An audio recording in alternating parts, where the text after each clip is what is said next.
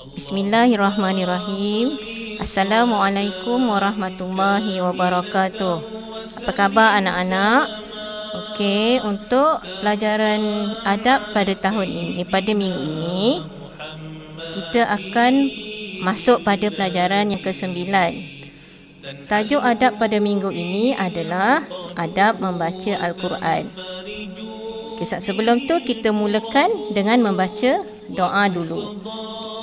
Rabbi shrahli sadri wa yassirli amri wahlul 'uqdatam min lisani yafqahu qauli. Okey, pertama sekali kita mestilah tahu apa objektif kita menjaga adab membaca Al-Quran. Okey, objektif dia ada 3. Yang pertama sekali, kita dapat menyenaraikan ciri-ciri adab membaca Al-Quran. Okey, membaca Al-Quran pun ada adab-adab dia, bukan boleh suka-suka saja. Okey, yang kedua, kita dapat menyatakan tujuan kita menjaga adab membaca Al-Quran. Dan yang ketiga, kita dapat menyatakan ciri-ciri adab membaca Al-Quran. Okey, kenapa kita kena jaga adab-adab membaca Al-Quran ni? Kerana Al-Quran tu adalah kitab Allah.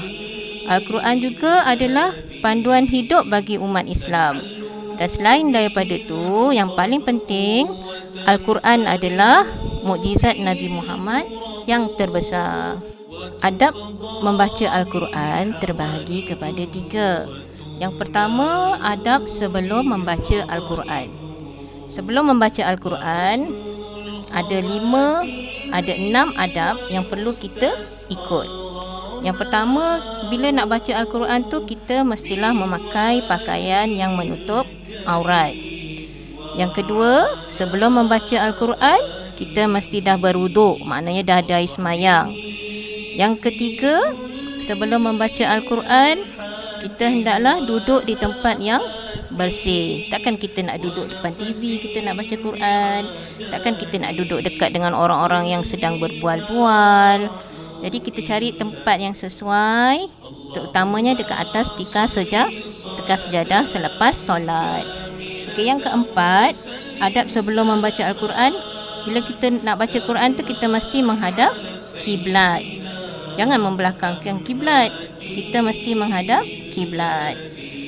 Dan sebelum baca Al-Quran, kita hendaklah membaca isti'azah dan juga basmalah. Okey, itu adab sebelum kita membaca Al-Quran. Yang kedua pula adalah adab semasa membaca Al-Quran. Semasa membaca Al-Quran, kita hendaklah membaca dengan khusyuk, iaitu membaca dengan bersungguh-sungguh dan menghayati apa yang kita baca tersebut. Membaca Al-Quran juga hendaklah membaca dengan bacaan yang bertajwid, mengambil iktibar dari ayat-ayat yang kita baca. Okay, yang ketiga, adab selepas membaca Al-Quran.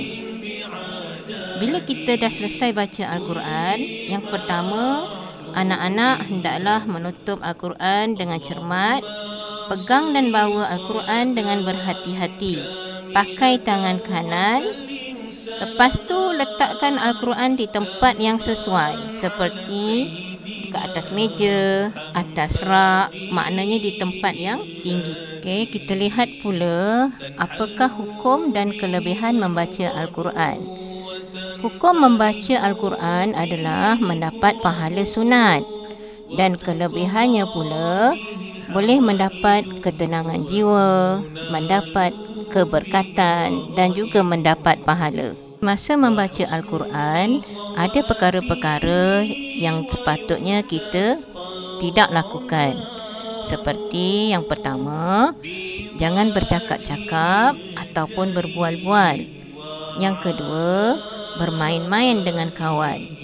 Yang ketiga, mengganggu rakan-rakan yang sedang mengaji. Yang keempat, membaca sambil lewa, seperti nak tak nak je ke, macam kena paksa dengan mak je ke. Dan yang kelima, makan dan minum sambil baca Al-Quran. Tugasan murid-murid untuk minggu ini ialah untuk mencari apa itu isti'azah dan basmalah. Murid-murid boleh lihat pada pelajaran 9. Okey, sekian, terima kasih. InsyaAllah kita jumpa lagi pada minggu hadapan. Assalamualaikum warahmatullahi wabarakatuh.